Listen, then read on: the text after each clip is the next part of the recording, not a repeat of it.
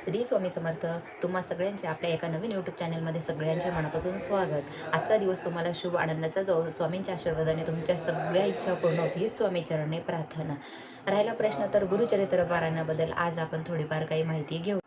प्रचंड ताईंची गुरुचरित्र पारायणाबद्दल मनात भीती. बापरे, एवढे नियम, एवढे कठीण नियम तर आहेत, ते मात्र आपल्याला पालन करायचे आहेत. पण तुम्ही एकदा तरी गुरुचरित्र पारायण करून बघा, आपल्याला नियम वगैरे काहीच कळणार नाही. आपल्यासोबत जर कधी महाराजांची साथ नसती तर माझ्याकडून प्रत्येक महिन्याचं गुरुचरित्र पारायण झालं असतं का? पण ताईंनो, मनातली सगळी भीती काढून टाका आणि तुम्ही गुरुपौर्णिमेनिमित्त एकदा तरी गुरुचरित्र पारायण करून बघा, किती छान अनुभव येतात.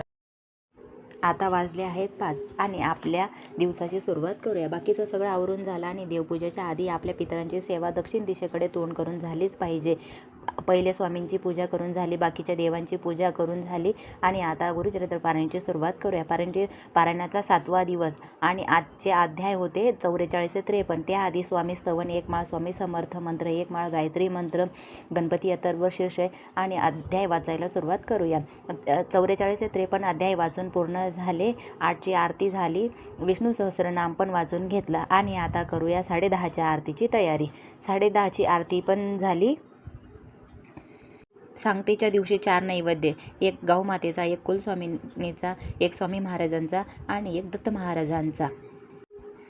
आणि त्यानंतर 1 ते 21 अध्याय स्वामी चरित्र सारामृत पूर्ण झाले.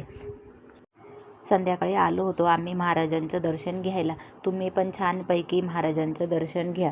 व्हिडिओ आवडला असेल तर शेअर करा. पुन्हा भेटूया उद्याच्या नवीन व्हिडिओमध्ये. तोपर्यंत सगळ्यांना श्री स्वामी समर्थ.